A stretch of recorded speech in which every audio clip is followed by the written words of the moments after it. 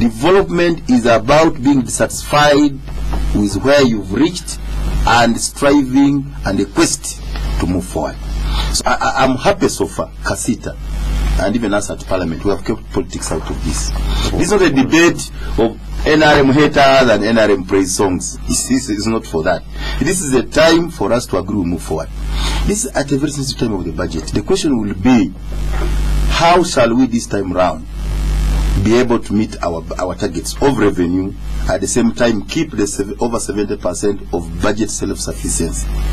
That's a challenge, because yesterday I saw a problem when somebody presented in Parliament a request to increase pay but at the same time reduce taxes. It can't work. That does not work. I don't want that kind of politics which is populist. Okay. I want us to be practical. Let us, as a country, as brothers, as countrymen, agree on how to fix a problem. We have a patient. This is an economic malady. We must have the right diagnosis. We're going to do the right prescription. Sort of that, we are going to have a problem. Before we go for the listeners, Honorable Nsereko, do you think this is a time when the president should come out and give us another State of the Nation address? Everything is in the bank rate has been raised to 13%. When it was 11%, interest rates were around 20%, between 18 and 20%. Now they're probably they might go to 23%. We don't know. Do you think it's a time to the government to create? In Kenya, they created a team of 6 people whom they call their dream team to revive the economy from the doldrums. Do you think it's time for us to hold crisis measures? All right, but for the State of the Nation address is on the national is constitutional. Could it come out to talk about the economy? It's important, but not only to talk. Me, I don't want talking. I want work. Let's talk less and do work, because what I envisage in this, and what I want to commend all other members of Parliament, like the Honorable Mukitari, is that we have to sit down and make our own proposals. Let's go back to the people and talk to them. You know, this is something like a get me to fix, fire brigade action. We are burning, you come and use extinguishers, but what is your hands to put out a fire? Exactly. You'd sympathize with the Honorable Amelia really in that whosoever was there would see that she was helpless. People were, because the range of issues were many. Others were talking of rent, others were talking of the dollar, others were talking of the different windows in which they pay for taxes, in which they pay dues and she could to the Uganda. Yes, others were talking of electricity tariffs and others. You know, it was so broad. That shows you the extent of the grievances that the people in this city and the whole country. And what I would like to tell the whole country today is that really let's learn this today. Right. That when this capital city catches a cold, the whole of this country will have to sneeze. And some other neighboring and that is why that's what I've always been talking about in Parliament. Do not politicize these matters. Anything that touches the common man should also touch us. It should also be touching to all of us. And let's address it without being partisan. And now that is the most important thing. Let's hear from you, listeners. Our numbers tonight: 0414 348 111, 0312 260 390, 0791 909 909. Please call in and tell us your name and where you are calling from. Good evening. Good evening, your name? Hello? Hello? This is Stephen Asim. I think this is a problem of a person suffering from malaria, and in the end you find him suffering from another disease immediately. You have just come, you are still in the fuel problems, the food problems, now the business people are striking. I think MPs have come up, either appropriate some money or do something in action, like my colleagues are suggesting. Because, Honorable Nsereko, I think, yes, it is good to talk less and act. I think Parliament, you can appropriate either 1 hour and discuss that item and finish. Except that sometimes when it is mixed with many issues, it is just talked about by passing. Yeah. And as you can see, the Honorable Minister of Trade may not do much, because this is just like you are suffering from malaria. Before malaria cures, there you have flu. So these are things which you have to sit down and look for the solution, and then we move forward. Stephen Asima, thank you very much. That sounds like the man of the NRM campaign. Good evening. Good evening, your name? I'm Charles Casas. I'm calling from Nansana. Now, thank you very much, Honorable Birahwa, for speaking like that today. I've been listening to you so many times on Radio 1, and the tone you are taking now is the tone we want. Realistic. Of course, in Sereko, Honorable Sanko is doing the best. However, I want to give you 2 tips.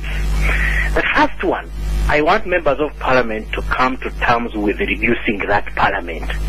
Either you bring a motion to say, let us cut this parliament by half, or let us get remuneration by half, if all of you want to stay there. Number 2, reduce the cabinet. Those 2 basic things will be the first indicators that you political leaders care.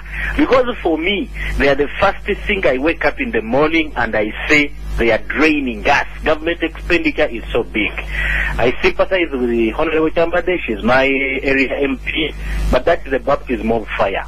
However, that is the tip of the iceberg. Please, Parliament and the Cabinet. All right. Let's hear from you now. Spectrum. Hello? Yes, your name, sir? Edmond, good evening. Good evening. Thanks. Just in your Your name? studio. Your name? Yeah, Jim is the name. Yeah, now quickly to the one point that I want to make this evening. You see, some time back we were telling the nation that a lot of expenditure was done towards the campaign time. We also heard about the jet purchase, how much it cost. Recently we had Mutevile on the famous, I think this is the Financial Times of the UK. Whatever you said, you may have read about it. Now, what is happening today is not just a one-day event or a weekday event. It's a culmination, misdirected expenditure by the state, and we are reaping the fruits. Mr. Birahwa was talking about the veterans in Zimbabwe. We have been telling Ugandans that it's not very far to get on that highway, and there we are. Have a good evening. Spectrum, hello.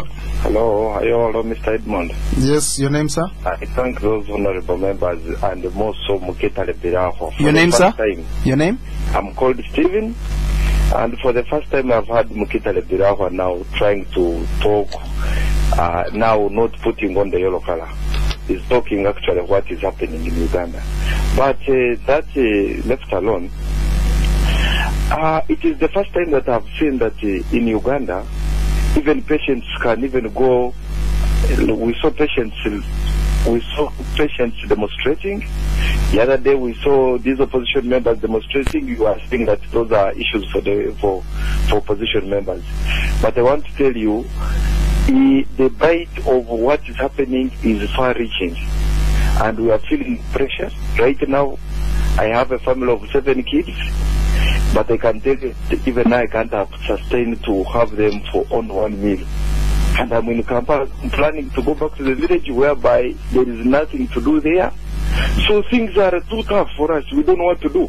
And these are just 4 months after ushering in a new government. So what should we expect in the next 4.5 years to come? All right, let's get one more caller, then we get back to the studio. Your name, sir? Hello? Hello, your name? My name is Paul Mugambe. I'm calling from New Zealand.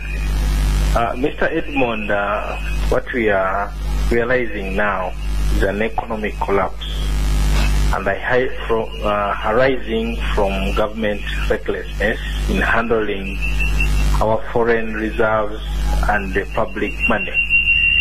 The other point I want to make is that this is not a global problem. The situation in Uganda is largely unique to it because it was internally caused. So my view, the way I look at this thing is that for now it is a bit irreversible because it is similar to the Mexican crisis of about 1993. It was called the peso crisis. And this is a very, very big intervention. The government has to come out very, very seriously with stern measures. Otherwise, the economy is going to collapse completely. The situation looks irreversible. All right. Thank you, Paul. Let's get back. Honorable Birahwa. Yeah, I want some callers, but want to insist. As a country, we have an economic malady. We have a patient. Kindly remove your partisan glasses if we are going as doctors and experts to look at this problem. I want to insist on that. And let me also call upon different ministries. Bank of Uganda have said finance. This is not an Amelia affair. This is not a trade. We want you to move as a team, coordinated, and give us information when you are one. Otherwise, if you leave it to only one sector, it will be very unfortunate. I also want to, I'm trying to be very brief because I'm answering questions, that Uganda import budget, our terms of trade, is to the effect that we import a lot and we are still exporting little. So for anybody to say this is a local problem would also be superficial. An in-depth analyst would tell you that we cannot run away from the effect of the dollar because of the high imports we are having.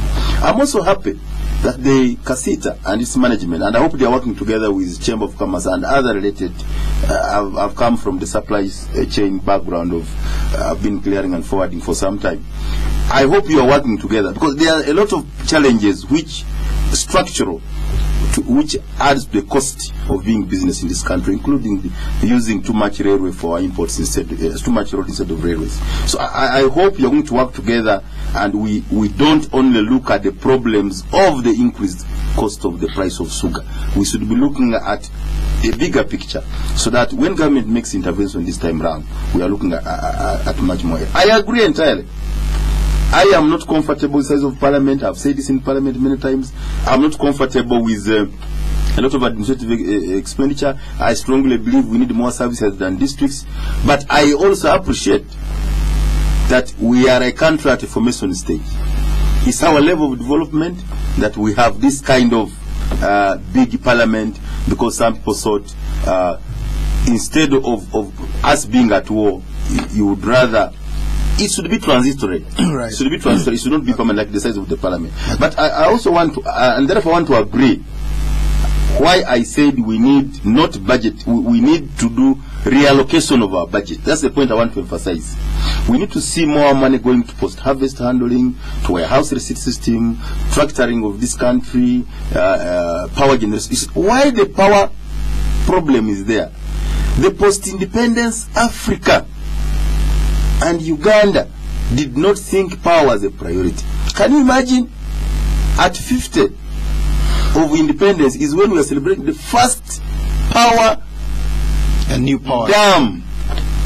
The NRM repaired the ginger thing and put another power station. It's not a new dam, but it's only this Bujagali. After 50 a very years. expensive. I was in the committee when we had rejected even some of its issues. Now we are talking of Karuma Kami. So power, until we generate a lot of power and affordable, right, we are still going to have a problem. So we really need to rethink. We really need to more think tankers in this country. We need to look at the challenges of this country, because we make my maiden statement last time I came to Parliament in 2006 was that we are earning a lot of money from fisheries, but we are losing it. And what's happening now? Factories have closed. Why do we Ugandans clearly see signs which needs early warning and ignore them? Action? We seriously need to move on. Otherwise, it's not. We shouldn't say that Uganda is already. I'm saying if we act now, we can prevent the flood, the economy from collapsing. But if we don't, anything can happen. Honorable Sereko. I would like to commend all the callers that thank you. These are things we've come long way speaking about, and we've always been open. And due to our openness, maybe certain people, certain members, even within the party and without, have misunderstood us. But now is the time. What will live? Will it be the ones who come and tell lies, or the ones that speak the truth? Today the truth is leading. And what I would like to tell the people is that let's stick to the truth. And the truth is, what has the common man told you? That's all. You're a voice of the common people. We are just your voices, because you're voiceless. So we are the voices of the voiceless. Now, in my opinion, there is nothing to fix or not to fix. Things are straightforward. Alright? In such measures, when the US went into a similar scenario, you do borrow. You borrow inject money. They also printed money, quantitative easing. All right, but it's borrowed from China, by the way. It borrowed. And they also printed some dollars. A lot of money from China, since they are the dollars themselves. That's why they were able They are on to a do Chinese that. brief. They're on a They Chinese also printed brief. 600 billion. So really, the people just want to see government to come up with solutions, Right. and both not only cosmetic solutions, but real solutions. They are renting these buildings in dollars, importing in dollars, paying What taxes should in they do? dollars.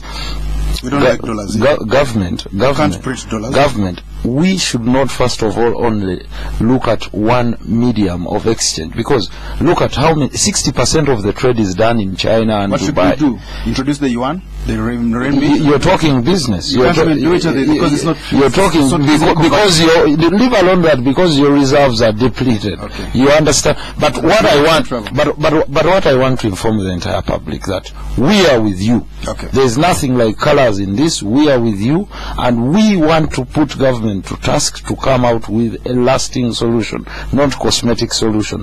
And the whole of government, not to leave it with the Honorable Amelia Chambade to only touch fire with the bare hands alone, because she will do nothing alone. We can only do it as a concerted effort that is hatched by the whole or the entire government, Well, even you inclusive, by carrying out austerity measures, cut government expenditure, yes. like you've been saying. Yes. Like I'm proud that I'm here with with my own chairperson. We share the same committees: national economy and natural resources, energy and the economy. I would like to commend him for what he has spoken. Let's exercise it in Parliament. We have to end here. Thank you very much, the Honorable Muhammad Nsereko, Member of Parliament strategically for Kampala Central, also a member of the Committee on the National Economy. Thank you for coming on Spectrum. Honorable Stephen Mukitale Birahwa, Chairman on the Committee on the National Economy, also member of Parliament for Bulisa, where the oil flows from. Thank you for tuning in. We were also joined earlier by Mr. Issa Sechiro, spokesman for Kasita, the Kampala City Traders Association. Otherwise, I've been your host, Edmond Tizita. We'll be back tomorrow. Do stay tuned for the news in the English language here on Radio 1. Let's talk about the home of your dreams and how you plan to finance it.